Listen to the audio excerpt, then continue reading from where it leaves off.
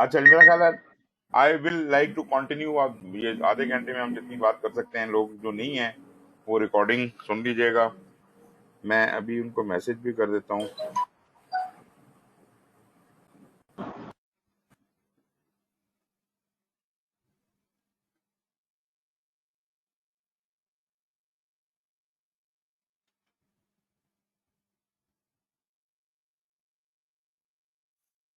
Okay जी, मैंने message कर दिया है, जो आता है आ जाए। तो ये मेथड मैं बता रहा था जी, मॉस्को मेथड। मेरा ख्याल है आप लोगों ने कहीं पहले पढ़ा या सुना जरूर होगा, ये कोई ऐसी चीज नहीं है जो मैं आपको पहली दफा बता रहा हूँ। मॉस्को के वर्ड में अगर ये दो ओ निकाल दिए जाएं तो बाकी जो करेक्टर बचते हैं वो MSCW है। और ये असल में एक तरह की प्रायोरिटाइजेशन है। सबसे पहले M stand for must have, कि वो फीचर के वो जो के जिनके बगैर गुजारा ही नहीं है। मतलब जो मतलब लाइफ सेवर हैं, उस वो चीज उसके बगैर नामुकम्मल होगी, वो आइटम सबसे पहले मस्ट हैव कैटेगरी पहले बना ली जाए। दूसरी कैटेगरी है शुड हैव, कि अगर है मतलब मस्ट तो नहीं है, लेकिन अगर हो तो अच्छा है। मतलब ये इंपॉर्टेंट है, लेकिन ये उसकी एग्जिस्टेंस के लिए जरूरी नहीं थे। फिर वो आइटम जो अगर हो जाए तो बहुत आला है, कुड हैव, कि हो सकते थे।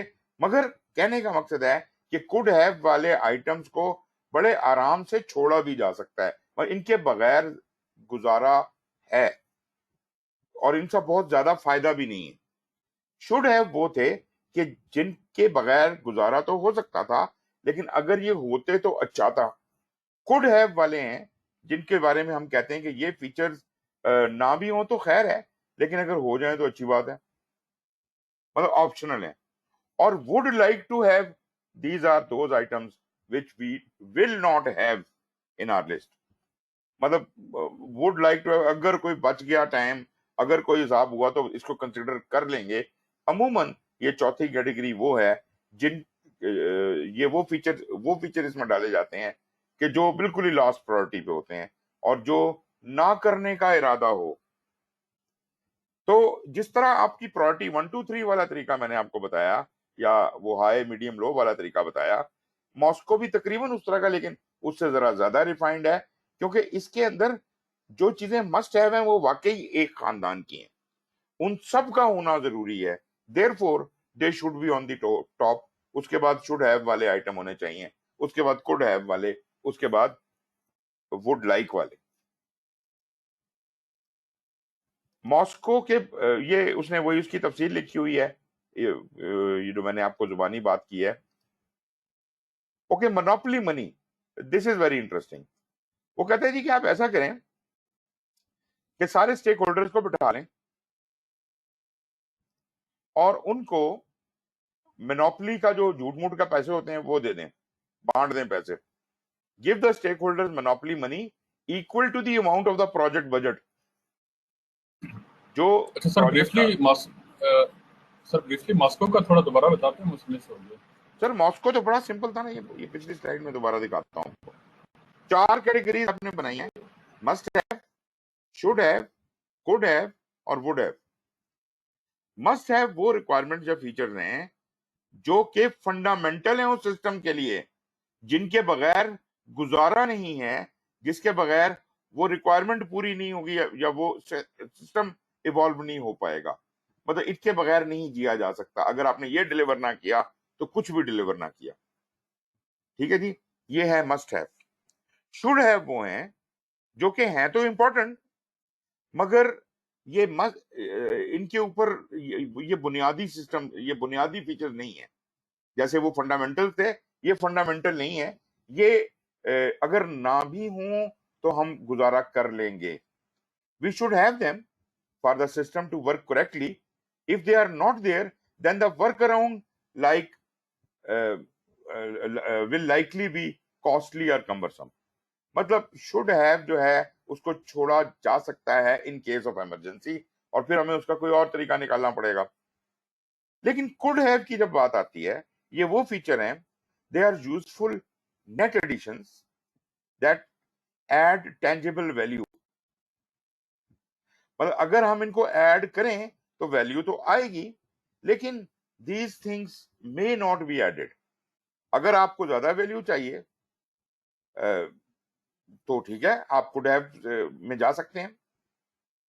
लेकिन जो वुड हैव है, would like, these are nice to have requests that are duly noted but unlikely to make the cut। ये शायद हमारी सिलेक्शन में बॉटम पे आएंगी चीजें, और इन तक शायद पहुंचे बगैर ही प्रोजेक्ट कंप्लीट करके हम साइड में निकल जाएं। तो हो सकता है वुड लाइक को हम टच अपॉन करें, हो सकता है बिल्कुल ना करें।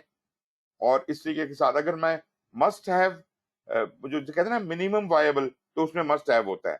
मस्ट हैव और शुड हैव हो तो ये तकरीबन मैंने ऑल एवरीथिंग जो डिजायर्ड थी वो कंप्लीट कर दी है।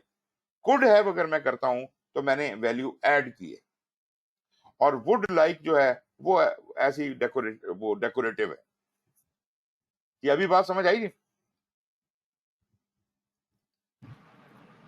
जी sir, okay, thank you. Okay जी। मॉस्को के बाद मोनोपोली मनी है। आप तमाम स्टेक होल्डर्स को जितना प्रोजेक्ट का बजट, एज्यूम्ड बजट कह लीजिए, उतने पैसे, झूठ मूठ की मनी या कागज के पैसे, आप उन सबको स्टेक होल्डर्स को पकड़ा दें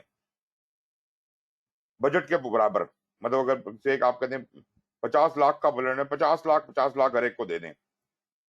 and ask them to distribute these funds among the system features. या जो आपने वो जो यूजर स्टोरीज बनाई हैं, उनको कहेंगे अच्छा आप इसके ऊपर हर एक बंदा अपने अपने हिसाब से उसकी फंडिंग दे, कि तो मैं इस काम को मैं इतने पैसे लगाऊंगा, इस काम पे इतने लगाऊंगा। मतलब tell them to distribute the whole budget in the system features. तो जब सब लोग ये करेंगे तो उससे आपको एक फेयरली गुड अंदाजा हो जाएगा कि कहाँ पे कौन सी चीज ज्यादातर स्टेक होल्डर्स के लिए ज्यादा इंपॉर्टेंट है। This approach is useful for identifying the general priority of system components, but it can be taken too far if the people distributing the money start to question activities such as documentation that they perceive as adding little value to the project।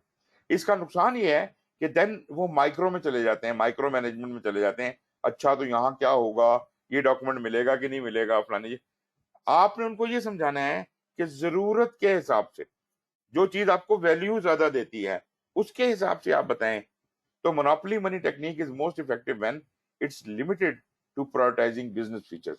तो ज्यादातर इसे सिर्फ business features की prioritisation के लिए इस्तेमाल किया जाता है। फिर आ जाती है 100 पॉइंट मेथड।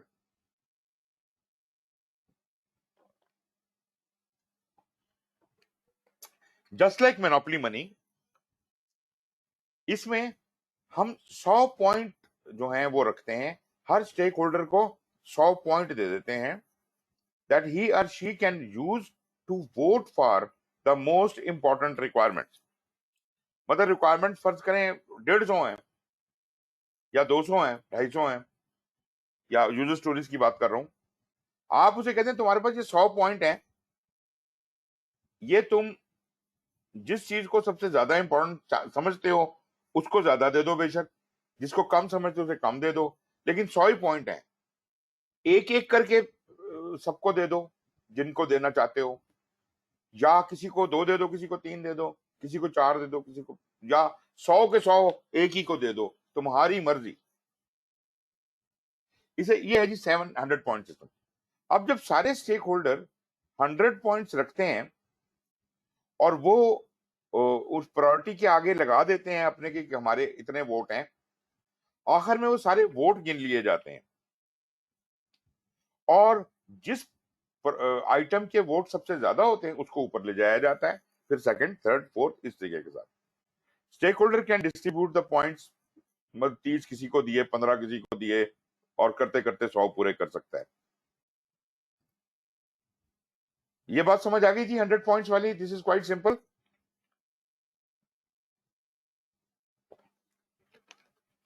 अगला सिस्टम, इसको कहते हैं जी डॉट वोटिंग या मल्टी वोटिंग। ये एक और टेक्निक है कलेक्टिव विजडम की। emerges through individual priorities. Here, each stakeholder gets a predetermined number of dots. Just like जैसे हमने वो 100 पॉइंट्स दिए थे, यहाँ पे वो पॉइंट्स नहीं दे रहा, बल्कि वो स्टिकी क्या कहते हैं, जैसे वो नहीं होते स्टिकर होते हैं, स्टिकर शीट, वो स्टिकी डॉट्स दे रहा है आपको, या स्टिकी स्टार्स भी हो सकते हैं, कोई चीज हो सकती है। तो वो आपको कहते हैं कि ये जाए ना, ये पॉइंट्स लिखे मैं आपके सामने, आप वो ये आपको हमने से 20 पॉइंट दिए, 20 डॉट दिए, ये उतार के वहां चिपका दें। एग्जैक्टली वही ये 100 पॉइंट वाला सिस्टम है, इसमें कोई खास डिफरेंस नहीं है, वो वही चीज है, मगर इसको मॉडर्न है थोड़ा सा, इसको डॉट वोटिंग या मल्टी वोटिंग कहते हैं। To distribute among the options presented, और फिर बाद में इनको काउंट कर लिया जाता है। तो मेरा ख्याल है दिस इज ये और 100 पॉइंट तकरीबन एक ही चीज है, लेकिन ये दो नाम अलग अलग है। कैनो एनालिसिस ये थोड़ा सा एडवांस है। Canoe analysis isn't really a prioritization scheme, but the exam content outline lists it as prioritization method since it can be used to help determine priorities. मतलब ये मेथड तो नहीं है प्रायोरिटाइजेशन का, लेकिन ये एक एनालिसिस का तरीका है जिससे प्रायोरिटीज को डिटरमिन करने में आसानी होती है। देख लेते हैं इस टेक्निक को। ये यूज की जाती है कस्टमर की प्रेफरेंसेस को क्लासिफाई करने के लिए 4 खानों में। Although you may see different names for these categories, we will refer to them as.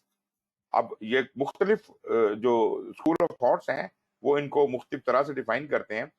ये सेट्स जो हैं ये हैं डिलाइटर्स, एक्साइटर्स हैं, सेटिस्फायर्स, डिससेटिस्फायर्स हैं, और इनडिफरेंट हैं। Project stakeholders can use these categories to understand how stakeholder needs relate to customer satisfaction.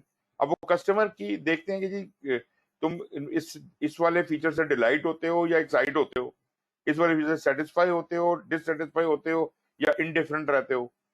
वही एक मतलब बहुत ज्यादा डिफरेंस नहीं है। ये ऐसे ही है जैसे आपसे मल्टीपल चॉइस क्वेश्चन पूछ लिया जाए कि आपके लिए ये चीज कितनी ज्यादा आपको पसंद है, और आप वो एक ABCD 4 या 5 में से आप कोई एक जवाब दें। So Kano analysis can help us set the context for question about features and build release plans and promote improved customer satisfaction. These features deliver unexpected novel, ये जो डिलाइटर्स और वो हैं एक्साइटर्स, ये हैं जो सबसे ज्यादा हाई वैल्यू रखते हैं। ये फीचर्स जो हैं वो अनएक्सपेक्टेड वैल्यू देते हैं कि किसी के दिल में क्या है, ख्वाहिश क्या है किसी की, तो new high value benefit to the customer. For example, a delighter exciter feature could be the visual mapping of the data that was previously only available in tabular form. तो उससे वो बड़ा एक्साइट हो गया, यार ये बड़ा अच्छा लग रहा है, ठीक है जी। This may not be otherwise of much value, मगर just because customer likes to see it in that way, so this becomes a delighter or exciter. फिर satisfiers होते हैं। For features that are categorized as satisfier, the more the better. जो satisfier जिससे customer को satisfaction मिलती है, वो चीज खूब से खूब तक जितनी ज्यादा दो उतना बेहतर है। मतलब एक आदमी प्यासा है, आप उसको जितना ज्यादा पानी पिलाएंगे वो उतना ज्यादा पुरसकून होता जाएगा। These features bring value to the customer. For example, a useful reporting function could be a satisfier. फिर कुछ चीजें डिससेटिस्फायर हैं, ये नेगेटिव है। These are the things that will cause a user to dislike the product. तो मतलब लाजमी बात है कि डिससेटिस्फायर को हमें अवॉइड करना है, but will not necessarily raise satisfaction if they are present. अगर ये फीचर हों तो कोई फर्क नहीं पड़ता, लेकिन ज्यादातर चांस है कि वो डिससेटिस्फेक्शन फैलाएंगे। For example, the ability to change a password within system could be a dissatisfier. ठीक है जी, मतलब वो हर कोई आगे अपना पासवर्ड चेंज करके जा रहा है, something like that. Although this feature should be there, लेकिन एक लिमिटेड वो उसके साथ अथॉरिटी के साथ। इनडिफरेंट एक फीचर है, कस्टमर कहते हैं मेनू की परवाह, मुझे तो मेरे से तो कोई मतलब ही नहीं है इसका। These features have no impact on customer one way or the other. Since customers are indifferent to them, we should try to eliminate, minimize or defer them. अब जिस तरह हमने पहले बात की थी, यहां पर हमें एक्साइटर्स और जो क्या कहते हैं डिलाइटर हैं उनके ऊपर फोकस करना है, सेटिस्फायर्स के ऊपर फोकस करना है कि ये चीजें ज्यादा से ज्यादा हों, और डिससेटिस्फायर्स जो हैं उनको रिड्यूस करना है, और इनडिफरेंट जो हैं उनको खत्म एलिमिनेट करना है या मिनिमाइज करना है।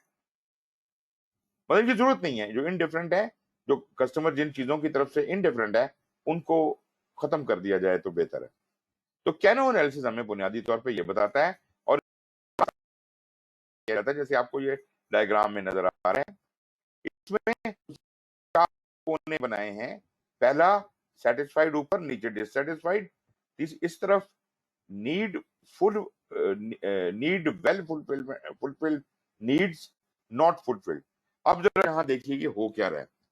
वो कहते हैं कि अगर तो अ, आप सेटिस्फाइड हैं और नीड्स आपकी वेल फुलफिल्ड है, तो आप डिलाइटर एक्साइटर वाली वो चीज आ जाती है, आप सेटिस्फायर्स में हैं, आप सेटिस्फायर्स में हैं।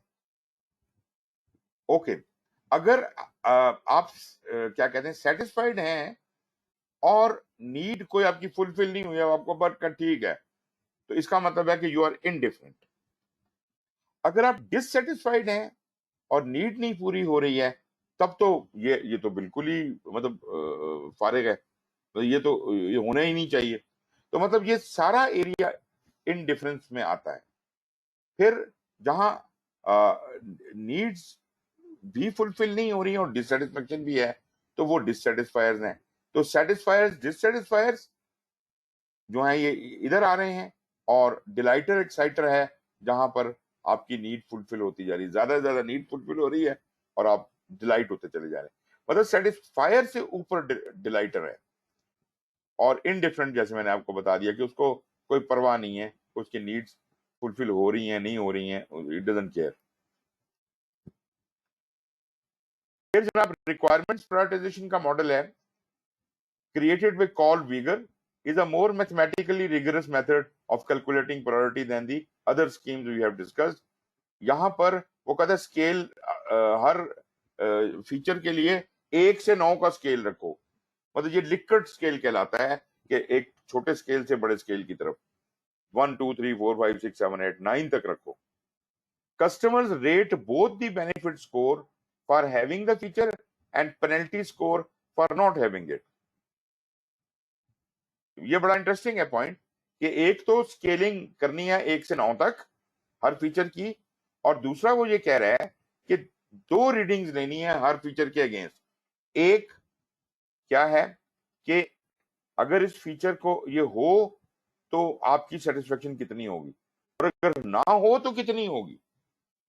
ठीक है जी। अब यहां पे वो बात आ जाती है कि आप कहते हैं कि जी अगर ये ना हो तो भी मुझे कोई फर्क नहीं पड़ता, तो वो भी नजर आएगा आपको यहाँ पर कि वो उसको कोई स्कोर नहीं उसका बहुत हाई हो रहा। So having the feature and the penalty score for not having the feature. Developers rate both the cost of producing the feature and the risk associated with producing it. पहली बात कि उस काम को करने की कॉस्ट क्या है और उसके अंदर रिस्क कितना है। मजे की बात ये कि अगर रिस्क ज्यादा महंगा पड़ रहा है तो फिर तो ये वायबल नहीं है कि वो काम किया जाए। अगर उस काम में रिस्क बहुत ज्यादा है, ऐसा काम हम एजाइल में तो करना ही पसंद नहीं करेंगे। Number of each feature are then entered into a weighted formula that is used to calculate the relative priority of all the features. Regardless of the prioritization scheme you are using, the team uses this, their focus should be on the end goal, understanding the priority of the features. Sometimes the effort involved in refereeing the schemes can detract from meaningful discussion after a prioritization. मतलब prioritisation आपको बहुत सोच समझ के करनी है। ये methods आपकी गाइडलाइन के लिए अवेलेबल तो हैं, लेकिन अकल का भी इस्तेमाल आपने करना है साथ, और डिस्कशन को अपनी टीम और स्टेक होल्डर्स के साथ उसको जेर गौर रखना है। For this reason I am personally a fan of simply asking the customers to list features in order of relative priority 1 2 3 4 5 करके आप अपने अपने तौर पे एक प्रायोरिटी बता दें। ये भी एक बड़ा अच्छा तरीका है। कि शुरू से 1 2 3 4 5 कर दें आप। Simple list removes the categories that people tend to fixate on from the debate and allows the focus of the discussion to be on priorities. तो एक सिंपल लिस्ट जो है वो इसका बेहतरीन सोल्यूशन है कि उसके अंदर सब लोग जो हैं वो अपनी अपनी एक लिस्ट बना के देते हैं और आप उसको इंटरपोलेट करके एक सही लिस्ट जनरेट कर सकते हैं। ये जनाब आपके सामने रिलेटिव प्रायोरिटाइजेशन है। अब इसके अंदर जो प्रायोरिटी में आइटम ऊपर आए हैं, हाईएस्ट आइटम जो हैं वो से ए बी सी डी तक जो आइटम्स हैं ये आपको मिनिमल वायबल प्रोडक्ट दे रहे हैं। और आप ये देख सकते हैं कि नीचे ई के बाद हमने कहा cut off to meet budget and time, मतलब ये वो 5 फीचर्स हैं जो हमारे बजट में कवर हो रहे थे। तो वो ए बी सी डी तो मस्ट हैव होंगे जो मिनिमम वायबल प्रोडक्ट है, और शायद ई शुड हैव होगा, लेकिन इससे ज्यादा हमारे पास पैसा और टाइम नहीं था, इसलिए इस प्रोजेक्ट को यही खत्म करने का इरादा है। तो मतलब ये है कि हर प्रोजेक्ट जो है वो मिनिमम वायबल तो जरूर दे। अगर वो मिनिमम वायबल प्रोडक्ट भी नहीं दे सकता, इसका मतलब है कि वो प्रोजेक्ट नहीं करना चाहिए। और प्रेफरेबली अगर उसके बाद वो शुड हैव भी दे सकता है तो वहां तक, लेकिन मैं ये नहीं कह रहा कि कट ऑफ इतना ऊपर होगा। Cut off could be as low, it could be कि वो इवन वांट टू बी जो है वो वाले आइटम्स में भी कुछ हो जाएं और कुछ रह जाएं, ऐसा भी हो सकता है। यहाँ पे जनाब ये इनकॉर्पोरेटिंग चेंज, अब जनाब प्रोजेक्ट मिड में पहुंचा हुआ है, एक नई चेंज आती है। आपके पास जो प्रायोरिटी लगी हुई है वो A B C D E की लगी हुई है, और एक आइटम आता है वो कहता है जी मैंने बीच में घुसना है, मेरी प्रायोरिटी ज्यादा है। उसको जब एडजस्ट किया जाता है तो वो फिट हो जाता है बी और सी के दरमियान। तो अगर वो बी और सी के दरमियान शिफ्ट होगा तो याद रखिए आपका जो क्या कहते हैं कट ऑफ जो है वो वहीं रहेगा, बल्कि sorry E will go out of the cut off. अगर आपका एमपीपी डी तक बन जाता था तो वो अभी भी बन जाएगा, लेकिन आपके कुछ शुड हैव आइटम जो हैं वो बीच में से कट हो जाएंगे। So this is how we incorporate prioritisation. अच्छा जी, इसके बाद डिलीवरिंग इंक्रीमेंटली है। इसके ऊपर मेरा ख्याल है कि मैं कल के लिए छोड़ देता हूं। कल मेरा इरादा तो था कि मैं आपके साथ कुछ जनरल बातें डिस्कस करूं, लेकिन ये भी बड़े इंपॉर्टेंट पॉइंट्स हैं। एमवीपी की बात है, एजाइल टूलिंग है, लो टेक हाई टेक टूल्स हैं, कैनबैन वगैरह, ये चीजें इंशाल्लाह हम कल डिस्कस कर लेते हैं और उसके बाद फिर हम इसे कंक्लूड कर देंगे विद दोज जो चीजें मैंने आपको समराइज करनी है। यहां तक कि डिस्कशन में कोई क्वेश्चन आंसर हो तो बताइएगा जी।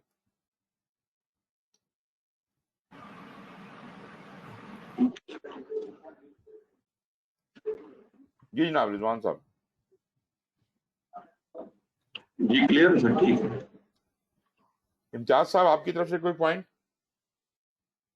तो मैं वैसे एग्जाम से रिलेटेड पूछना चाह रहा था कि अगर इसको किसी ने सर्टिफिकेशन के लिए एग्जाम देना हो तो पीएमपी का तो मुझे जो पता है उसमें तो अंदर कि मैंने इसको अटेम्प्ट नहीं किया सर्टिफिकेशन के लिए, लेकिन उसकी ट्रेनिंग मैंने अटेंड की थी, आपसे अटेंड की थी काफी अर्सा पहले। जी जी उसके बाद ना जिन्होंने किया था वो तो कहते थे कि आप ना पीएम बॉक एक दफा पढ़ लें और 3 दफा रीटा पढ़ लें तो you can clear that exam, PMP exam. इसमें क्या क्राइटेरिया, क्या चीजें हैं? सर देखें, पहली बात तो ये जो लोग इस तरह की बातें करते हैं ना वो बिल्कुल गलत करते हैं। वजह उसकी ये है कि ठीक है मैं मानता हूँ पीएनबीएफ को पीएमबीओके को तो पढ़ना है, और उसको इतने ज्यादा गौर से पढ़ना है कि एक एक लफ्ज उसका आपको समझ आ जाए। इतना जब आप पढ़ लेंगे तो पास तो खुद ही हो जाएंगे, लेकिन ये आपकी इंटेलिजेंस पे भी डिपेंड करता है। एक आदमी है जिसे रीटा पढ़ने की जरूरत है, एक आदमी को नहीं है जरूरत। लोग यहां तक कहते हैं कि पीएमबीओके पढ़ो ही ना, रीटा को पढ़ लो और उसके क्वेश्चन कर लो, पास हो जाओगे। That is total bullshit. ये गलत बात है, बिल्कुल गलत बात है। ये क्या तुक बनता है जनाब कि जो कोर मैटर है जिससे एग्जाम देना है अपने, जिसे पढ़ना है, जो आपका सिलेबस है, उसको आप देख ही नहीं रहे। तो मतलब ठीक है, मतलब देयर इज नो मतलब कोई टेस्ट पेपर नहीं है रीटा की किताब। और अब तो एग्जाम चेंज भी हो गया पीएमपी का, तो अब तो वो बात नहीं रही। जहां तक एसीपी का ताल्लुक है, जितनी बातें मैंने आपसे की हैं, this is more than enough to get you through. अगर आप मेरा कोर्स आपने अटेंड किया है, सुना है, और आप इसकी किताब मैंने आपको दी हुई है, एजाइल प्रैक्टिस गाइड, और पीएमबीओ के भी पढ़नी है आपने, तो आपके लिए मसला ही कोई नहीं है। वैसे अगर आप रीटा की बात करते हैं, तो रीटा की कंपनी ने ही एक किताब बनाई हुई है एजाइल के ऊपर, पीएमआई एसीपी की। काफी अच्छी किताब है। मैं ये नहीं कह रहा कि रीटा की बुक्स अच्छी नहीं है, बहुत अच्छी किताब है, आप उसको फॉलो कर सकते हैं, लेकिन गारंटी मैं इसकी जो दूंगी। पीएम बॉक, जी जी जी। अच्छा, इसकी जो पीएम बॉक आपने व्हाट्सएप ग्रुप पे शेयर किया, या आपने जो लिंक बताया था, जो लिंक आपने शेयर किया था गूगल ये डॉक्स पे भी था? मेरा ख्याल है, मैं देख लेता हूँ, दोबारा चेक कर लेता हूँ कि कैसे मैंने शेयर किया था, लेकिन क्योंकि सर मैंने मैंने उसको एक्सेस आपको, किया था, उस पे काफी मटेरियल पड़ा था ना, जी जी, स्क्रम उसके का अंदर भी सब पड़ा कुछ है है, और भी बाकी चीजें पड़ी उसमें सब कुछ है, उसमें काफी। पीएम, उसमें क्वेश्चंस भी हैं, उसमें किताबें भी हैं, उसमें सब कुछ है। मतलब इतना मटेरियल है कि आप उसमें से बड़े आराम से पास हो सकते हैं। उसमें जो सर अगर कुछ, वो सिर्फ एसीपी से रिलेटेड अगर कोई आप अलग कर दें, या उसको इस सर आप उसमें व्हाट्सएप ग्रुप पे शेयर शेयर कर दें। बुक्स वाले फोल्डर में जाएं, तो बुक्स वाले फोल्डर में जाएं, मटेरियल में, उसमें आपको किताबें नजर आएंगी, पीएमबीओ के जी नजर सर, मैंने आएगी, देखा है, मैं एजाइल प्रैक्टिस गाइड काफी नजर इसमें आएगी, ये जो रीटा वाली किताब है ये भी नजर आएगी, एसीपी वाली। आई होप कि मेरा ख्याल ये भी उसके अंदर मौजूद है। मैं चेक कर लेता हूँ, कंफर्म कर दूंगा आपको। ठीक है सर, उसको चेक कर। जी, एनीवन एल्स, और कोई क्वेश्चन? जी पनु। हेलो। जी जी, बोलिए बोलिए। सर ये केनो एनालिसिस, तो मैं पीसीएल की 2 स्लाइडों पे जा रहा हूँ। तो केनो एनालिसिस में तो आपने कहा था कि हम कस्टमर की को फोकस करेंगे, उसकी सेटिस्फिकेशन डिससेटिस्फिकेशन के हिसाब से प्रायोरिटाइज करेंगे इन चीज़ों को। जी जी। तो मास्को है और दूसरा 100 पॉइंट, इसमें आपने वर्ड यूज किया था स्टेक होल्डर। हाँ जी। क्या उसमें स्टेक होल्डर पार्टिसिपेट करेंगे चीज़ों को सर बिल्कुल बिल्कुल। प्रायोरिटाइज करने? सर देखें, ठीक बात है, यह है कि तो स्टेक, जी स्टेक जी। होल्डर सब में पार्टिसिपेट करेंगे, स्टेक होल्डर के बगैर तो ये बन ही तो नहीं सकती। तो मैं थोड़ा वो चाह रहा हूँ, स्टेक होल्डर में कस्टमर होगा और टीम होगी, और क्या क्या, थोड़ा इसको और डिफाइन थोड़ा मैं करेंगे, मुझे कंसेप्ट क्लियर हो स्टेक जाएगा। होल्डर वो तमाम लोग हैं जिनका इस प्रोजेक्ट के जी जी, साथ कुछ भी लेना देना बनता है। कुछ भी उसके अंदर देना ना होता कस्टमर है भी है, इसका। उसके अंदर ठेकेदार भी है, उसके अंदर हमारी अपनी टीम भी है, हमारे बॉसेस भी हैं, फिर जनाब गवर्नमेंट भी है, हो सकता है थोड़ा बहुत उनका भी स्टेक हो, और जो जो भी बॉडीज हैं जिनका कुछ भी लेना देना हमारे प्रोजेक्ट के, जो हमारे प्रोजेक्ट पे असरअंदाज हो सकती हैं, या हमारे प्रोजेक्ट से उन पर असर कोई पड़ता है, वो सब लोग स्टेक होल्डर हैं। ये एक अलग साइंस है कि स्टेक होल्डर इतने ज्यादा होते हैं, उनमें से उनको कैसे सॉर्ट किया जाता है। जिस तरह इधर हम प्रायोरिटाइजेशन कर रहे हैं, इस तरह स्टेक होल्डर की भी आइडेंटिफिकेशन होती है और स्टेक होल्डर की भी प्रायोरिटाइजेशन होती है। ठीक है sir, thank you. Most welcome जी, मोस्ट वेलकम।